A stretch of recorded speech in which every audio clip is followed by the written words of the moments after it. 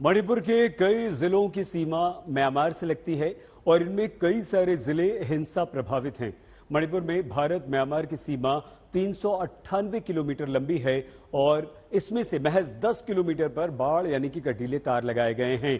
पहाड़ी इलाका होने के कारण कई बार म्यांमार में छिपे उग्रवादी हमलों को अंजाम देकर सीमा के दूसरी तरफ हमारे पीछे आप देख रहे हैं चले जाते हैं। और इन आतंकवादियों इन उग्रवादियों के नकेल कसने के लिए भारत ने क्या किया है, अपनी अगली रिपोर्ट के द्वारा हम आपको आइए दिखाते हैं।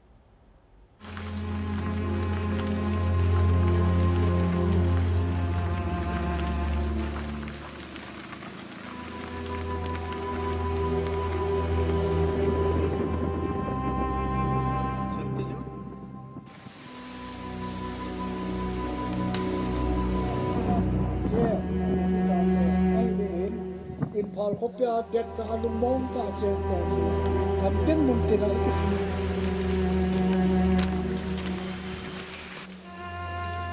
आज तक की टीम ने जलाकर राख किए गए मोरेह शहर को देखा। दूसरी तरफ कुकी समुदाय को मोरेह जाने वाली सड़क को जाम करते हुए प्रदर्शन करते देखा।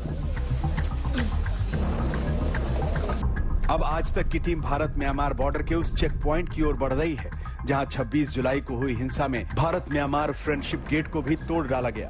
इस गेट के इस पार भारत और दूसरी तरफ म्यांमार है। यहां मैतेई समुदाय के लोगों की दुकानों को चुन चुन कर जला दिया गया। कोरोना काल से पहले FMR यानी फ्री मूवमेंट रिजीम के तहत दोनों ओर से जनजातीय लोगों को पास के जरिए आने जाने की छूट थी, लेकिन इस वक्त वो भी बंद है, जिसके चलते घुसपैठ बढ़ गई है। फ्री मूवमेंट रिजीम के तहत जो लोग मणिपुर के हैं वो 16 किलोमीटर म्यांमार तक जा सकते हैं। इसके साथ ही जो म्यांमार के लोग हैं वो 16 किलोमीटर मणिपुर तक आ सकते हैं।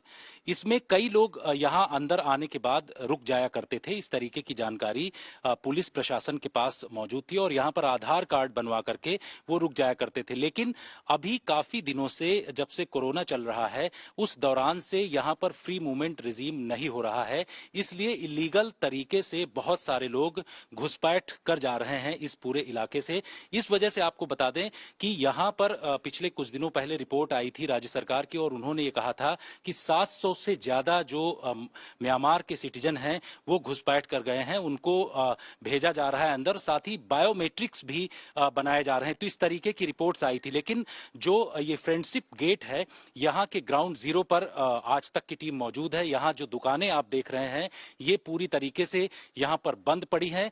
मोरेह का जो ये फ्रेंडशिप गेट आपको दिखाई पड़ रहा है, इस गेट को भी तोड़ा गया। यहाँ कुछ दिन पहले जो क्लैश हुआ था आपस में, उसमें मैतेई समुदाय से जुड़े हुए जो दुकानें हैं उनको भी यहाँ पर जलाया गया, साथ ही इस गेट को भी तोड़ा गया। 2014 में म्यांमार में 2000 उग्रवादियों ने शरण ले रखी थी। इन उग्रवादियों को अधिकतर हथियार चीन की अवैध कारोबारियों से मिलते हैं।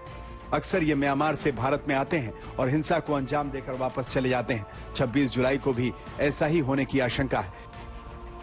लिहाजा आज तक ने देखा कि असम राइफल्स के जवान अब सबसे बड़ी कोशिश इस घुसपैठ को रोकने की कर रहे हैं। मणिपुर एक बॉर्डर स्टेट है, इस वजह से लगातार ये मांग की जा रही है कि मणिपुर से जो म्यांमार का बॉर्डर जुड़ता है यहाँ पर फेंसिंग लगनी चाहिए।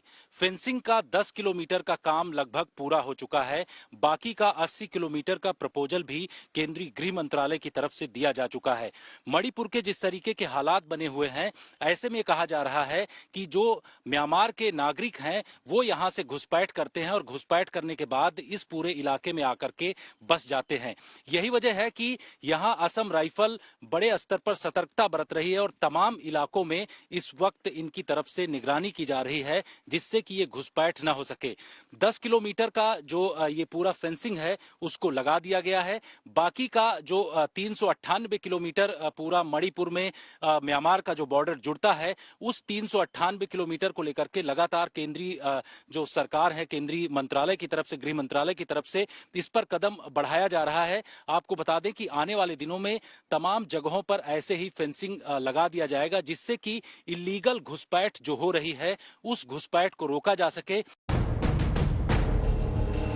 इतनी लंबी चौड़ी और जंगली इलाकों वाली सीमा पर निगहबानी करना आसान नहीं, खास तौर पर जब एक बड़ा हिस्सा ऐसा है जहां कोई बाढ़ नहीं है। वहीं वो इलाके भी हैं जहां सबसे ज्यादा घुसपैठ होती है।